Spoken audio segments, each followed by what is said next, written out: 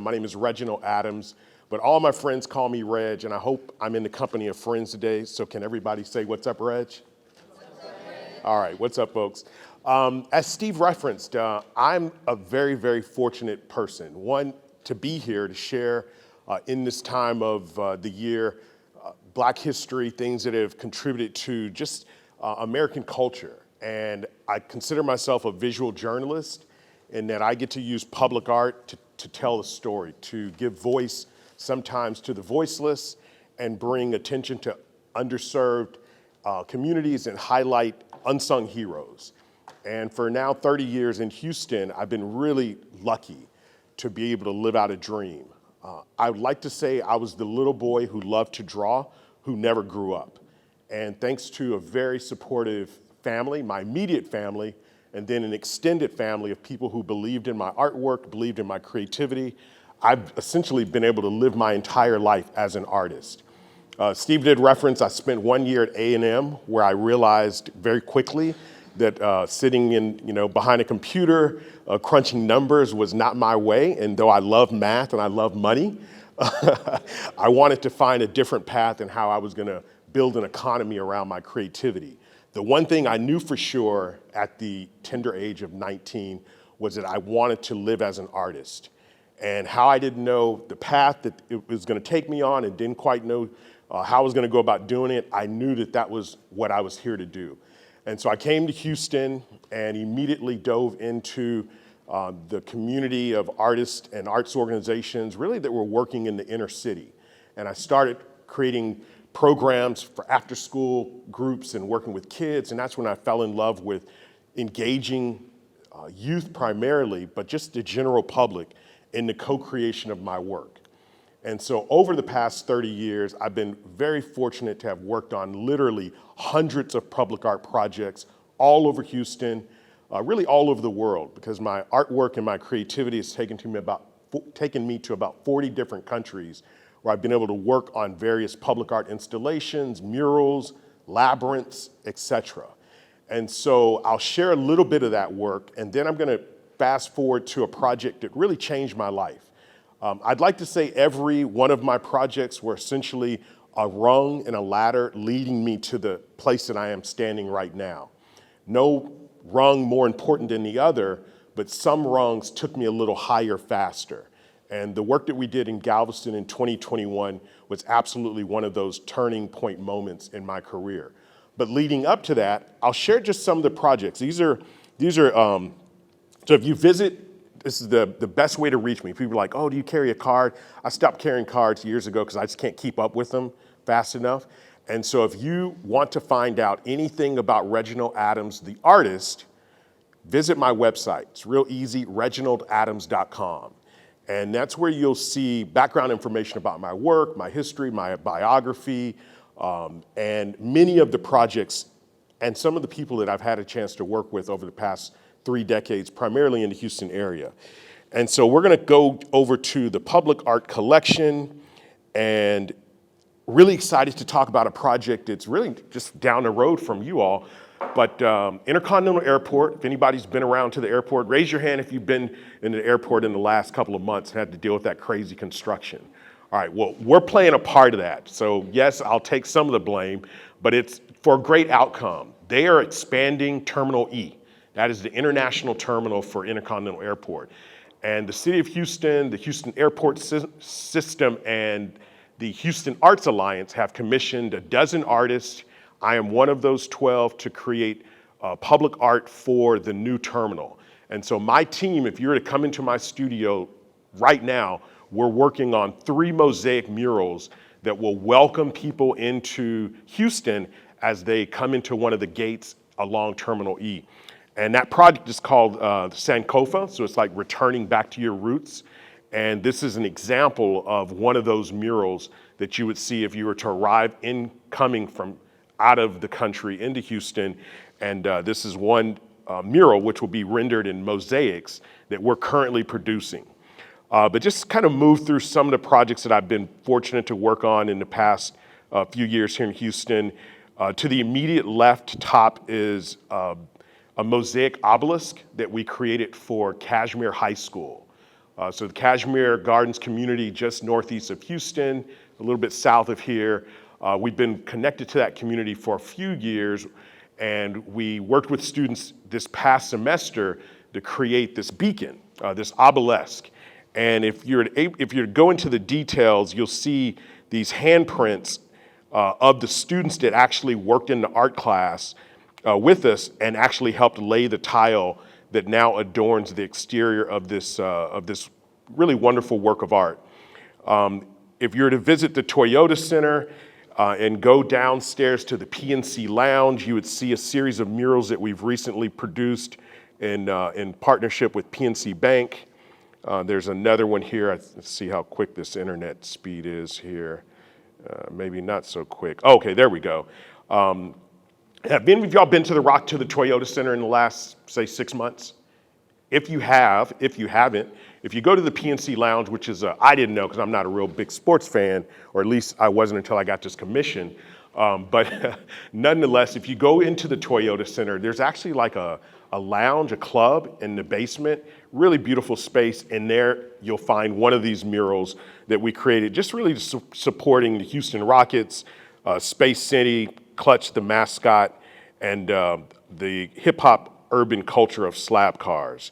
I'll get back to the main page. And there's so many of these projects, I would just encourage you to kind of take a look at them. I'll stop here, because this was like one of those turning point moments for me. So in 2003, maybe 2002, the county commissioner, Alfranco Lee, who's no longer with us, was seeking to honor late Congressman Mickey Leland. And so there was a public call for artists. I was one of 6 artists that were pulled into this group of designers that created the artwork for the Mickey Leland Memorial Park. And this was the project that really kind of helped me understand the breadth of what public art can do in a community. And it also put me on the path of using my artwork to honor historical figures. This was one of the very first projects that I worked on. It was a huge project. It taught me so much about partnering with engineers and landscape architects and the bureaucracy of governments and all the things that you really don't think about as an artist that comes with the work of public art. But it was a game changer, and it was a huge commission. And at 21, 22 years of age, at the time in which this came about, it really just helped me see that this was the path that I should be on. And so if you're ever in the Cashmere Gardens community, along Cavalcade, right at Adams Street or Adams Lane, you'll find Mickey Leland Memorial Park. Let me back out of here. Let's see what else we got. Again, in the Cashmere community, at the Cashmere Multi-Service Center, we have this mural that was created by students at Fleming Middle School.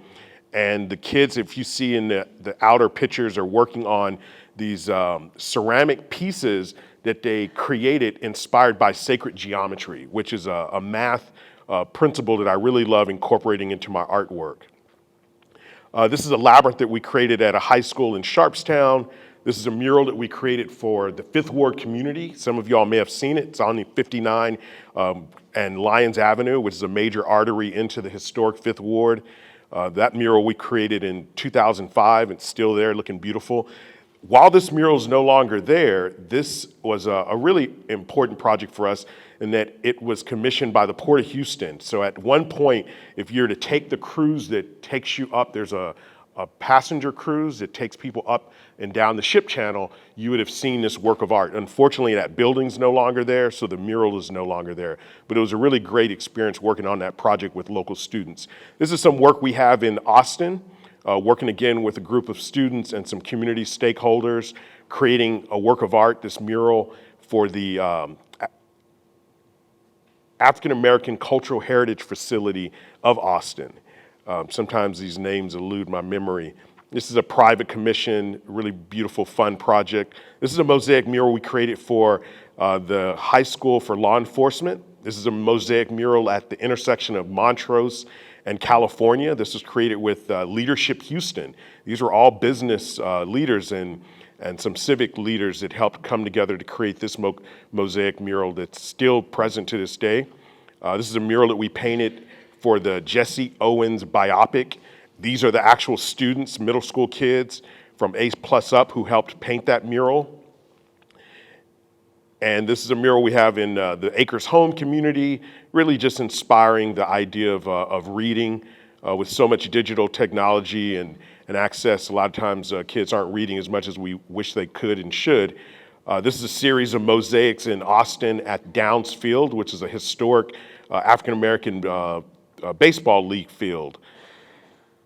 And this is a mosaic mural in the George R. Brown. And so I'm gonna pull out of this to move us to a featured project, which I think is how we first connected with Steve and Mr. Galvin. So fast forward, dozens of projects, thousands of young people, projects all over Houston. In fact, I can't drive across Houston and not see a project and just be reminded of how we've been able to touch the city. And it's such an honor to be able to do that. Sometimes we do work and we don't always get the recognition that we would love or deserve. And my recognition just comes in seeing the work that we've been able to co-create with so many young people. But even more importantly, when I meet some of these young folks who are now adults, who I may have worked with 30 years ago, and they tell me about that experience and how it opened their minds up to what they're capable of doing. So we like to say we put the public in public art.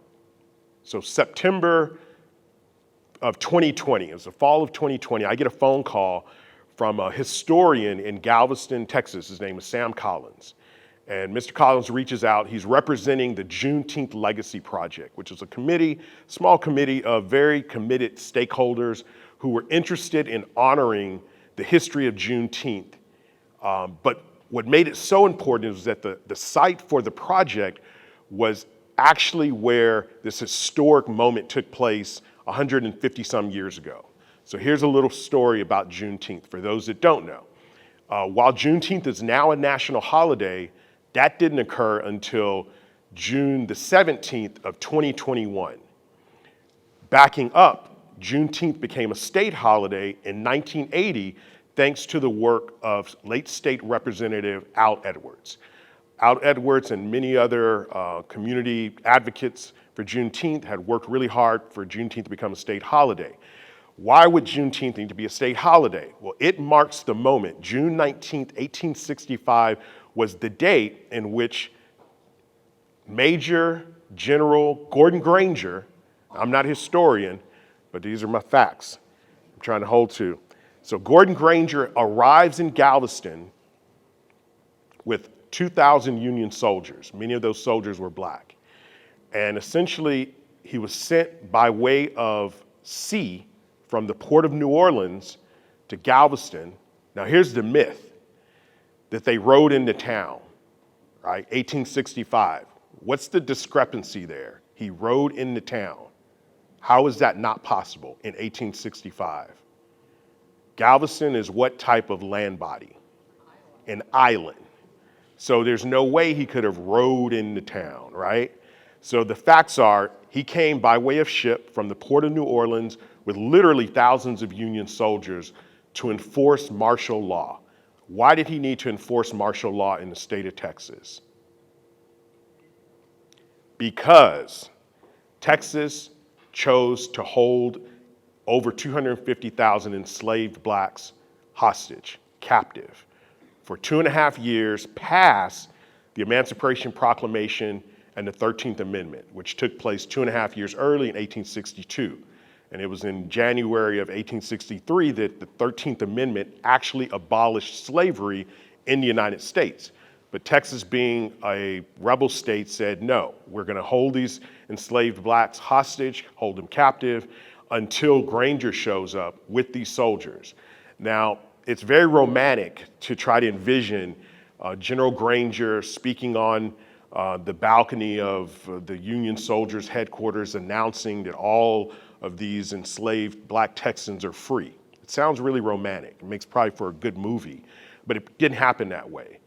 Those soldiers, with their weapons, had to go across Texas from plantation to plantation, from farm to farm, forcing the release of these enslaved blacks. Because if you could imagine, these human traffickers, slaveholders, essentially weren't just ready to give up their property.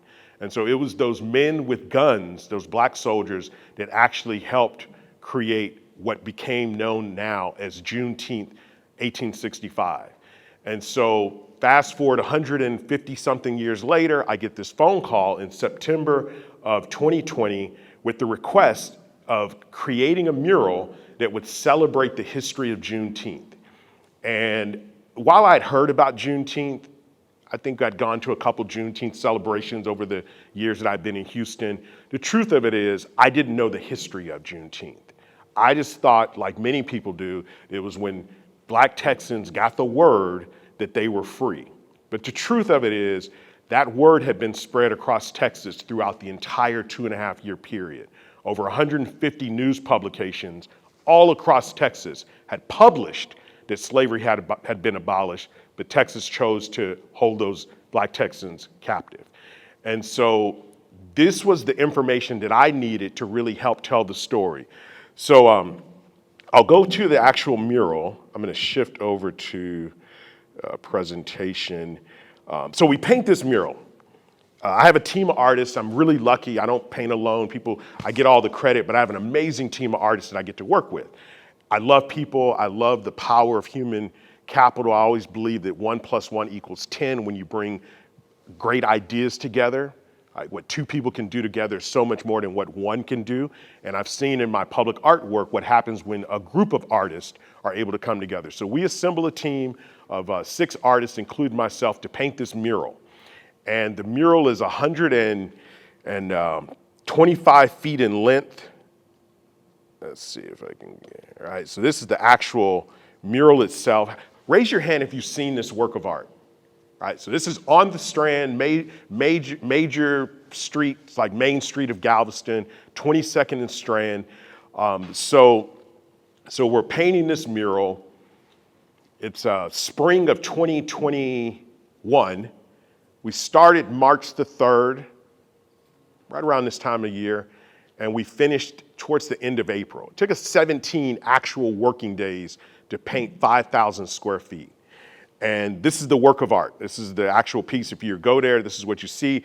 And it's kind of a chronologue of about 500 years of history, starting back from prior to Columbus initiating some of the aspects of the transatlantic slave trade, to the transatlantic slave trade, to Estevanico arriving in Galveston in 1528 as one of the first enslaved blacks, basically leading an expedition for the Spanish government, actually the Portuguese government, and then Abraham Lincoln announcing the Emancipation Proclamation, then with Granger, the main focal point of the design with those soldiers in the background.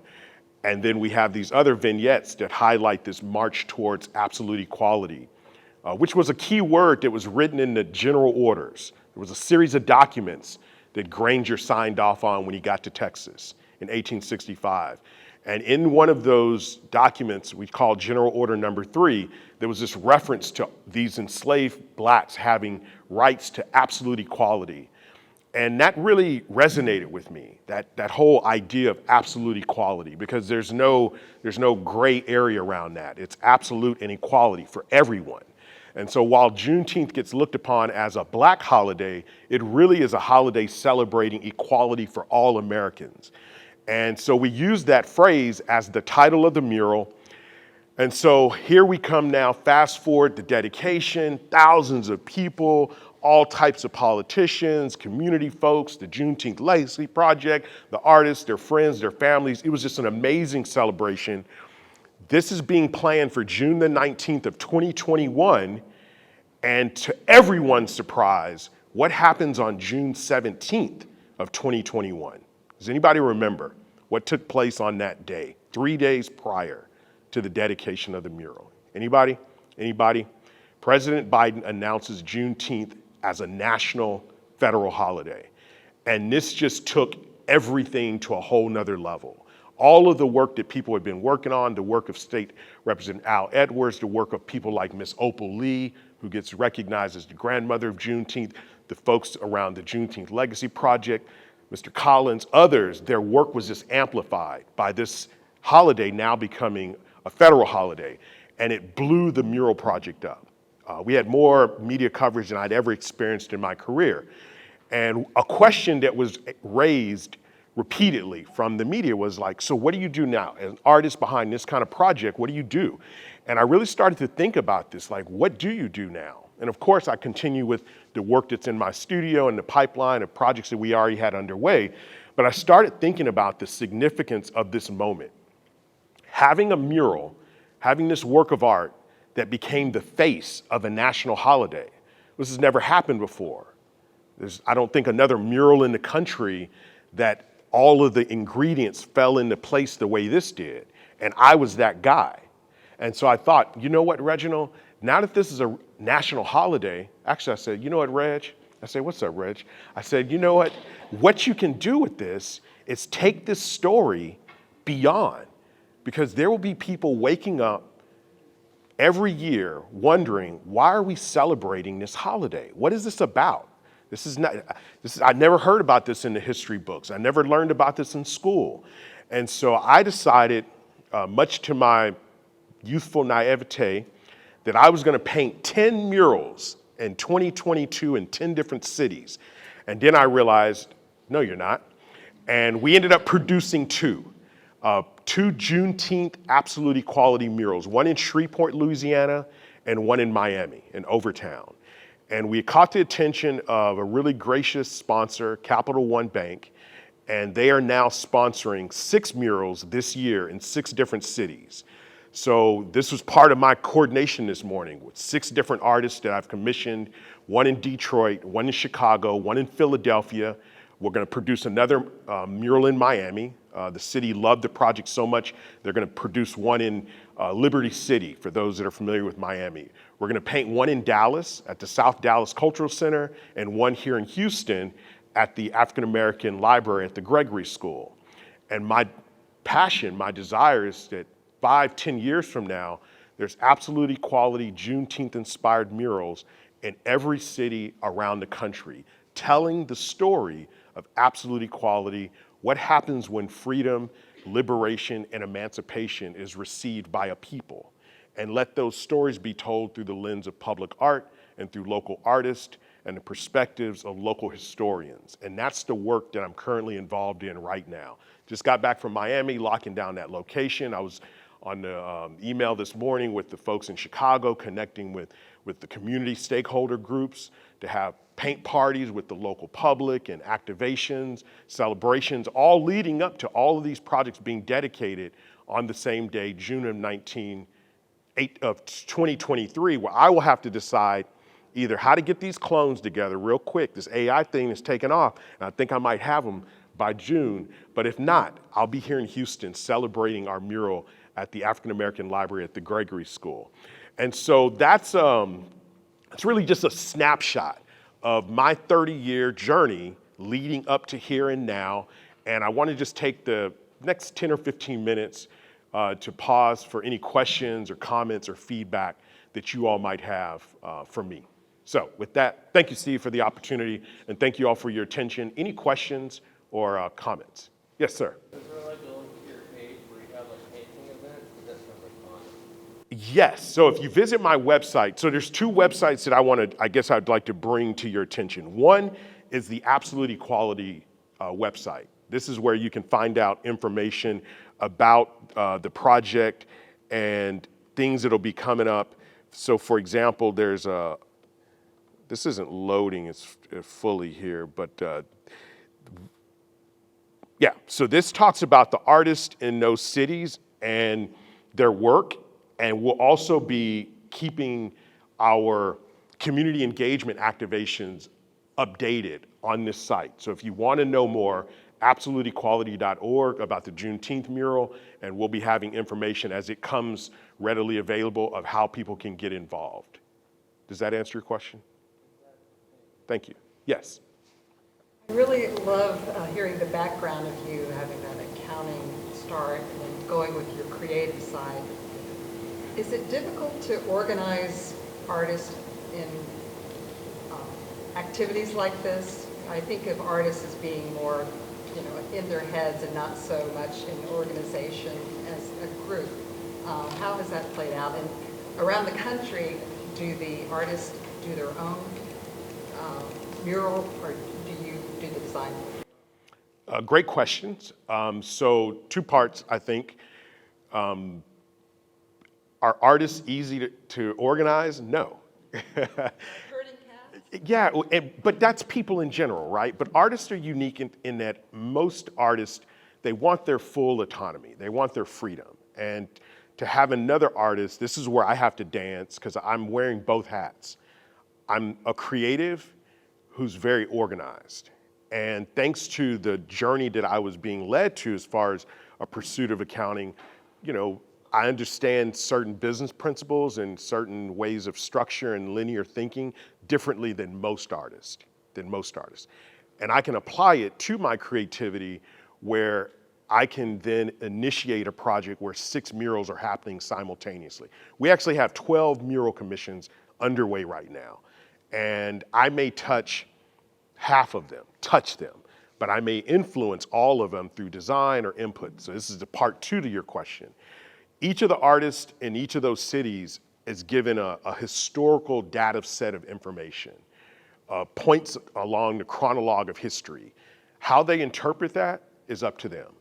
So every mural will have the same structure, but the cladding, the roofing, the bricks, the sidework, the sidewalk, the grass will look different based on their perspective and the input they get from their local community.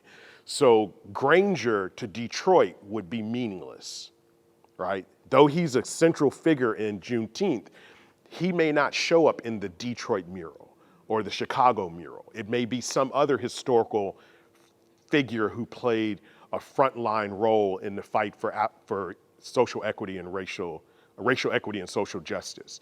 And that's okay because I think each of the works of art needs to speak to the geography of that community, even though they're saying the same thing. And that is what happens when we are free, what happens when we have our liberation, what happens when we pursue absolute equality. And that's the freedom that the artists are given to kind of create in their own style, in their own way, but following this kind of chronological timeline that makes it a Juneteenth mural. Does that answer your question? Thank you. Guys, I have the mic here so for questions so we make sure people hear. Okay, who's next?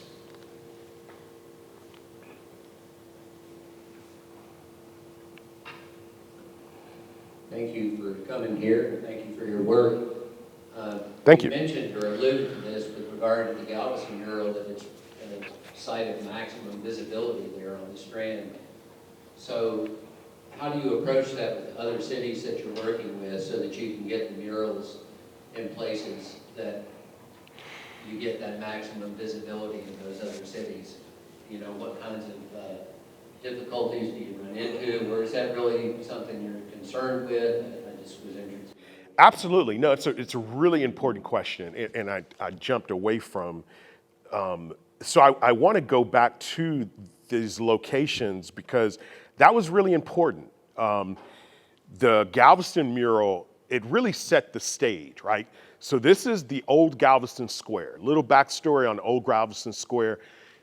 160 years ago, if I was alive, I probably would have been traded like cattle, lumber, and cotton in that building, because that's what the building was. So it's a mercantile building. And so the parking lot that mural faces is the parking lot of what was once the Osterman building, which was the Union Soldier headquarters. So that building's no longer there. So that was like ground zero for this historical event. And I'll share a little story. So we're about 80, 90% done. Most of the mural was up. It's a Saturday. It's a beautiful spring weekend. If you've been to Galveston, the Strand is like the hot spot, right? So there's people coming from all over. I think a cruise ship had started coming in, so there may be folks coming from the cruise ships. And I just remember the buzz of energy of people watching us, because we were somewhat of a kind of like a performing arts experience for people to come and see 6 artists on these, hydraulic lifts bringing this giant mural to life. It was pretty fascinating to watch. I can only imagine people from that perspective. So I'm hearing the chatter of folks talking below us. I'm about 40 feet up painting, and there was this moment that came over me that just brought chills down my spine. And I thought to myself, Reg, you are your ancestors' wildest imagination. Because there is no way, very unlikely, that 160 years ago, while your ancestors may have been traded like cargo and merchandise in this very building, that they would have even conceived of you 160 years later being in this hydraulic lift painting their story as a freeman, completely free, being compensated. And so I serve as somewhat of a testament of what absolute equality can be about. Because I've lived a life of freedom and emancipation, even just pursuing my artwork and choosing to live creatively around telling these stories. So the sites become incredibly important. We just didn't want, oh man, there's a McDonald's that has a great wall. And don't get me wrong, I have nothing against McDonald's, but I wanted to make sure that the sites were as important as the artist, as important as the story. So there was this like layer of authenticity that was the undercurrent to each city. So each of these cities was very strategically chosen, and the sites were strategically chosen. So in Shreveport, it's a library downtown Shreveport. So that was important. It was important that we have the collaboration of the city, because I realized like this is the coordination. Not every city can you just come in and paint a mural. There's some cities that, even if you own the building, it still requires some type of authorization from a local alderman or some kind of, bureaucracy group that may need to authorize that this work of art's going on the wall. So I'm like navigating all of that and finding the right artists. So in Miami, they were doing some community development work in Overtown, which is kind of in the shadows of downtown Miami, if you know about Miami. So there was a restaurant that had just received a historic designation. Jackson Soul Food had been there forever. They had received community development block grant funds, so the city was wanting to do more to bolster that surrounding area. So it made for a great host for the first mural in Miami. The African American Library at the Gregory School, if you know about Houston and the African American Library, it's the depository for Black history in Houston. What better place than a Juneteenth mural, right? We have the South Dallas Cultural Center. They host, to this day, the actual documents for the general orders. That's where they're kept. They're archived at the South Dallas Cultural Center. It became a perfect canvas for the Juneteenth mural. The Sandro Rivers Theater in Miami and Liberty City. It's right in the heart of a community that's thriving, but also blighted in a way in which a lot of gentrification has taken place. The Sandro Rivers Theater was founded by Sandro Rivers, who is a social activist for the arts in Miami. So again, another great host for the Miami mural. There's an artist named Ramin Static, and he founded what is known as the Great Wall of Chicago. And it is a series of murals that he's painted with some other collaborative partners along West 87th and Vincennes Street. I may be mispronouncing that word, but he had control of that space, and it's a partnership he has with the city of Chicago, so that made for a great partnership. And then in Philadelphia, at the German Art House, they're adjacent to the Juneteenth annual Jubilee. So there's a big Juneteenth parade, and an artist who runs that art house has a great wall that will be painting a mural that faces this block party that's been taking place for Juneteenth for now over 10 years. So there was a lot of strategy and intentionality around the placing and the spacing and getting approvals. And it's not easy, but nothing good comes easy. So that's just part of the challenges of doing this kind of community-based work. When you have multiple people working on the project, like actually painting it, how do you make it look cohesive? It's mostly technique. A lot of the artists come with experience working on murals. So there's aspects of the mural that they will design for the public's engagement. So, it's easy to get the public to fill in background colors or certain areas that may not require certain finesse or detail. That gives people that sense of ownership, that pride that, I helped touch it and not mess it up. You understand what I mean? And so the artists were selected based on their experience and their willingness, because not every artist wants to work with the public. some don't. And that was really important that we select artists who were very interested in engaging the public and also know how to do it in such a way where the work still looks finished and professional, and at the same time, whether it's a child, the young, or the young at heart, someone who's a non-artist can still be a part and take ownership in the creation of that work. One more question? We have another one?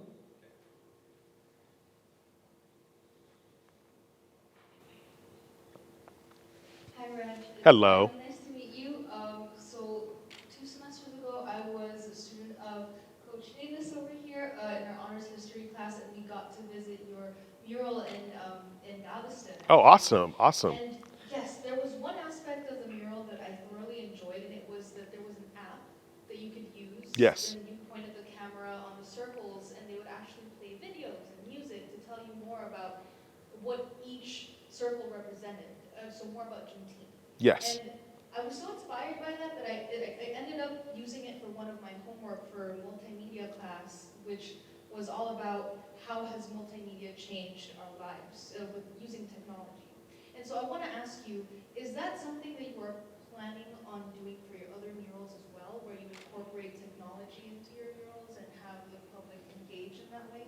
Absolutely. Thank you for visiting us down there then. Absolutely. So I'm absolutely intrigued by AI. Like if you have your head out of what do you say? If your head's not buried, you'll see ChatGPT and Dolly and Midjourney and all of these new AI tools that are just kind of being thrown at us, right? And as an artist, I'm trying to like make sense of how do you embrace this, right?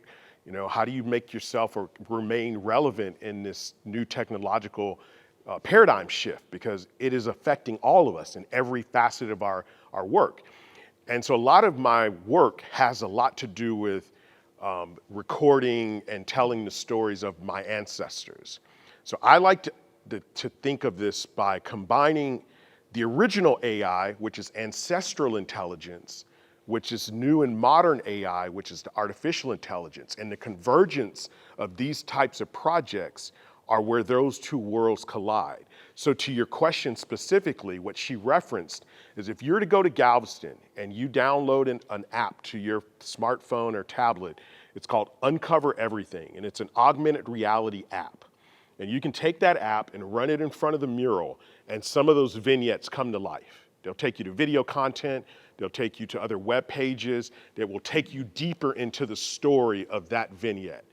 And that was, 2021 technology. Well, the folks who worked on that with us are even advancing their understanding in the tools. So each of the 6 cities will have some AR element. And we're even developing now where you can take your app and essentially walk into that portal to see how that mural was come to life, because these are the tools that are now available to us.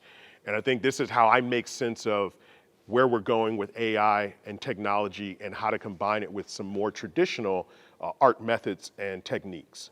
So, thank you.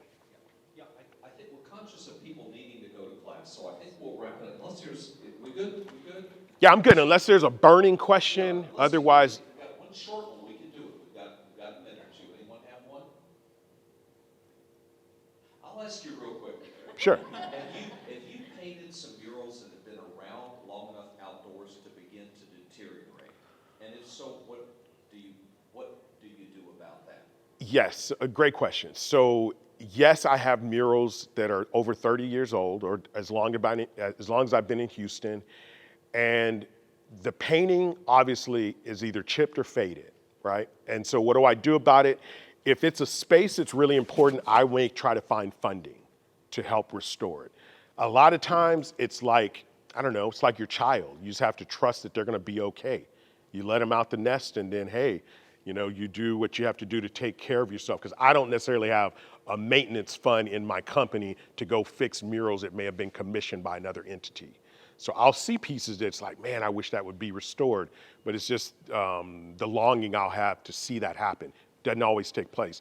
But it's really why I moved towards mosaics, is because the mosaics, as I traveled the world and I saw mosaics that were thousands of years old, I realized that's what I want. I want a medium that will transcend my life and the generations of, our children's children's children will live to see the mosaic artwork that we get to create. So wherever I can, I try to emphasize to the client to commission a mosaic versus a painting because the maintenance becomes almost a non-issue. That's a long answer to your question. That's it. Thank you. Thank you all so much. Thank you all. Thank you so much. This is